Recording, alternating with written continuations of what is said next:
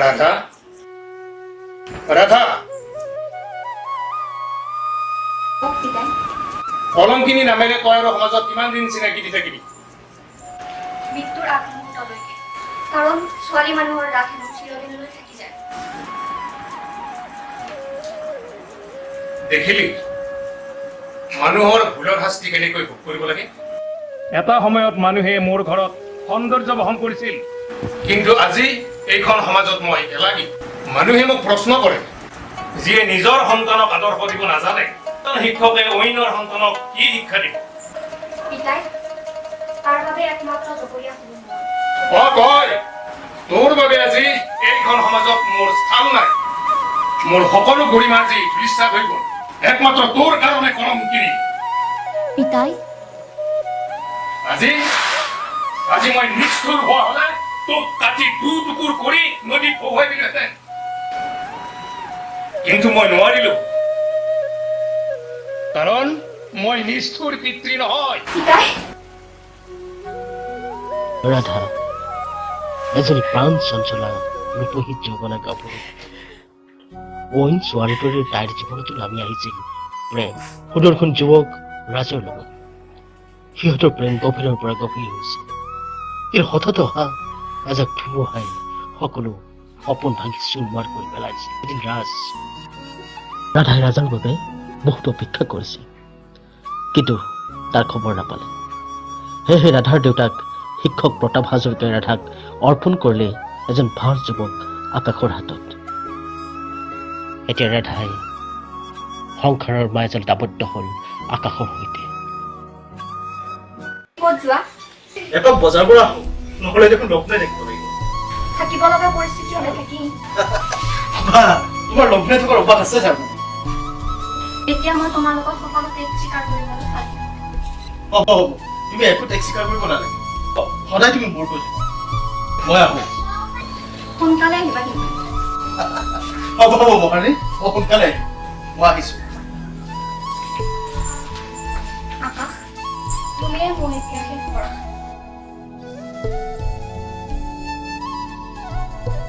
আকাশে ইমান পলম কৰিছে কৰবাত লেকচাৰ মাৰি থকা নাইতো আহক আজি পাব মছলা ৰাধা ৰাধা ৰাধা ৰাধা ৰাধা ইমান সময় ক'ত আহিলা বজাৰত যাব বজাৰ কৰোঁতে ইমান টাইম লাগে নাজানেনে এই মানুহবোৰৰ কমপ্লেইন বোলো কিহে ডেকা ল'ৰা এই মানুহজনী চপাই লোৱাৰ পিছত তোমাক নেদেখাই হ'লো যে ময়ো ক'লো এই দিল্লী লাডু এবাৰ খোৱাৰ পাছত সলনি হ'বই লাগিব কথা ক'ব পালে তোমাক একোৱেই নালাগে শুনা এটা ডাঙৰ কথা আছে ভিতৰলৈ আহা তোমাৰ কাৰণে এটা ভাল খবৰ আছে ভাল খবৰ কোৱা সোনকালে ভাল খবৰ কাৰণে অপেক্ষা কৰি থাকিব নোৱাৰি তুমি বাপেক হ'ব ওলাইছা তাৰ মানে আকাশ বাপেক হ'লেই বিয়া পতালৈ দেখোন ল'ৰা ছোৱালী দেখোন মোক ককা বুলি মাতিব ঐ কোন এইটো ৰচোন দাদা আমাৰ বৰমা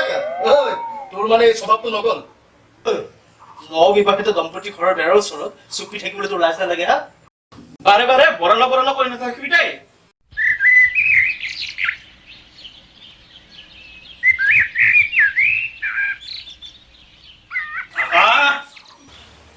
দেউতা আহক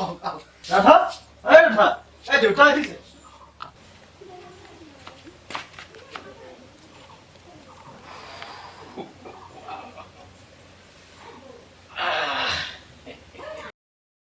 কি হে ডেকা ল'ৰা এনেকৈ বঢ়ালা হৈ থাকিবা নে এজনী চপাই ল'বা এই বৰলা শব্দটো সলনি কৰিবচোন পিছে খুৰা দেউ এটা ভাল খবৰ আছে ভাল খবৰ কি ভাল খবৰ আপুনি ককা ক'বলৈ ওলাইছে কি এয়া দেখোন সঁচাই মোৰ কাৰণে ভাল খবৰ এটা নাতি পোৱালীৰ অপেক্ষাতে আছিল পিতাই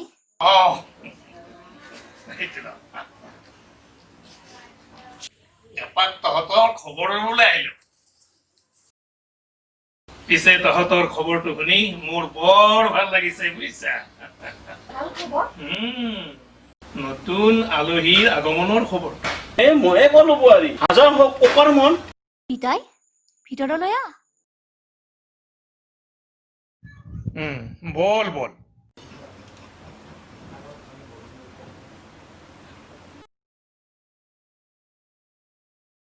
ভাল খবৰ চাহকাপ বাৰু মই নাপাম নেকি এই বৰালে কিবা কওঁ এই বিৰে নাই এই বিয়া পাতি দেখাই হেৰি মোৰ সেই নাতি পোৱালি সেই কিবা কওঁ এদিন নহয় এদিন মোৰ ল'ৰা ছোৱালী হ'বই আকাশ তোমাৰ লগত মোৰ এটা কথা আছে কোৱা মই ভাবিছো কি ৰাধা মই এবছৰ কৰিম তুই পাগল হ'ল নেকি কাৰণ মই এতিয়াতে মাতৃত্বৰ বোজা গ্ৰহণ কৰি মোৰ যৌৱনৰ আনন্দবোৰ ম্লান কৰিব নোৱাৰো কিন্তু এই কথা তুমি আগতে চিন্তা কৰিব লাগিছিল এতিয়াও বেছি পলম হোৱা নাই ৰাধা ভ্ৰূণ হত্যা মহাপাপ তুমি সেই পাপৰ ভাগ নল'বা মই যি সিদ্ধান্ত লৈছো সেয়া সলনি কৰিব নোৱাৰো ৰাধা তুমি মোৰ কথা শুনা ৰাধা তুমি কথাটো চিন্তা কৰিবা ৰাধা তুমি কথাটো চিন্তা কৰিবা দাদা চাল থৈ দে দাদা এইকেইদিন দেখিছো তই কিবা চিন্তা কৰি আছ এৰা চিন্তা প্ৰেমে মোক বৰবাদ কৰে দিল দাদা এইবোৰ বাদ দে এইবাৰ ভাল ছোৱালী এজনী চাই নবজনী আনিব লাগিব আৰু ছোৱালী অসম্ভৱ মই কিন্তু তাই আহি বিচাৰো কাক দাদা ৰাধা মই ৰাধাক বিচাৰো কিন্তু ৰাধাবা এতিয়া বেলেগৰ পত্নী এই কথাই মোক জ্বলাই মাৰিছে তই এতিয়া যা তই নিজৰ কাম কৰ ঠিক আছে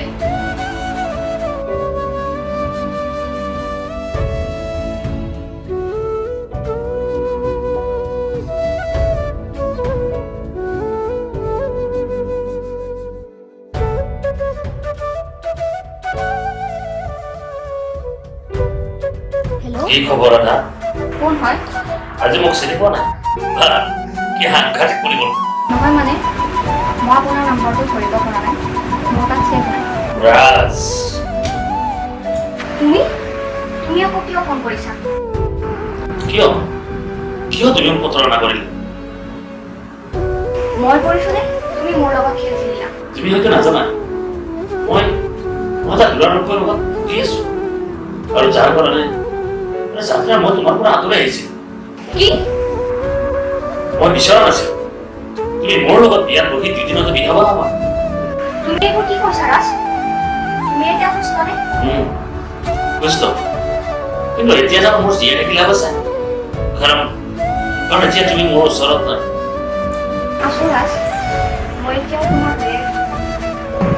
কিন্তু তুমি মোক এবাৰ সকলো কথা কিয় খুলি ক'ব নোৱাৰিলা কাৰণ তুমি দুখ পাবা তোমাৰ হৃদয়ে বহুত কষ্ট হ'ব তুমি সঁচাই মহান ৰাজ আই লাভ ইউ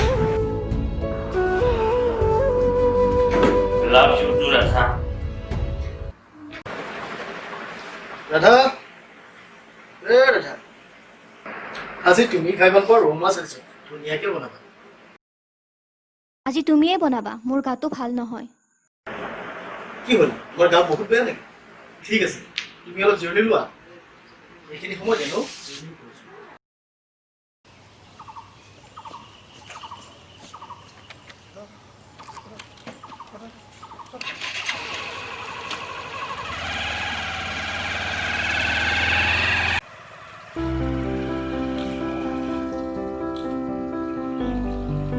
মই তোমাক সঁচাই ভাল পাওঁ ৰাজ আজি চোৱা মই একমাত্ৰ তোমাৰ কাৰণে এবৰ্চন কৰিলো লাভ ইউ ৰাধা আচলতে মই তোমাৰ ৰূপ যৌৱনত পাগল বহুত ভাল পাওঁ এতিয়া সোনকালে বলা আকাশ আহিলে সৰ্বনাশ হ'ব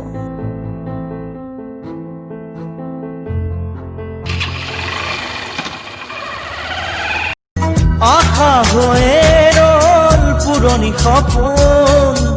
দৃষ্টি সকলো নতুন মাথো সময় তুমি আঁতৰি নাযাবা অকাৰণে উচুপি নালাগে লগৰী মোৰ জীৱন নিৰূপায় মোৰ নালাগে লগৰী বহিলাহি মোৰ এই কাষতে কিনো কওঁ আজি মই তোমাক নোকোৱাকে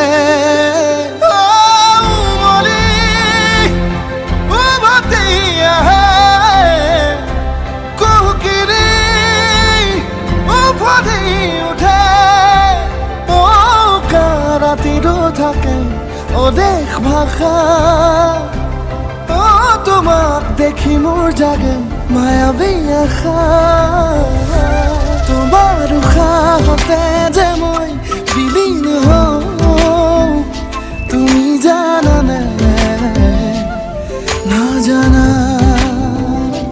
তোমাৰ সপোনতে যে মই বিলীন হওঁ তুমি বুজানে নুবুজা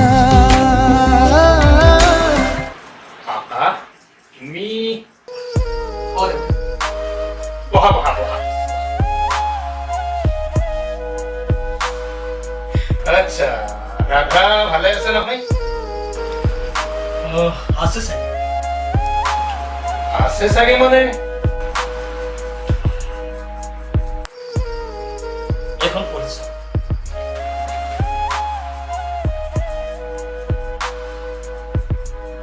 কি একদম ৰাধাই কৰিছে তাই তাই মোৰ সকলো সন্মান শেষ কৰি দিলে কিন্তু কিন্তু আপুনি মোক ক্ষমা কৰি দিব কিন্তু কিয় আকা এজন এজন বিপদ চাবি গুৱাহাটীকে মোক ক্ষমা কৰি দিব কিন্তু ৰাধাই আচলতে এইবোৰ মোৰ লগত কৰিব নালাগিছিলে না তাই ভুল কৰিলে আৰু তাইৰ পেটৰ সন্তানটো তাক চাগে হত্যা কৰা উচিত আকাশ আকাশ ৰাধা তোক মই ৰাধা Please, Aisha. তোমাক মোৰ লাজ লাগে। এদিন সপোন আছিল জানা তোমাক এই বিবাহৰ মাজত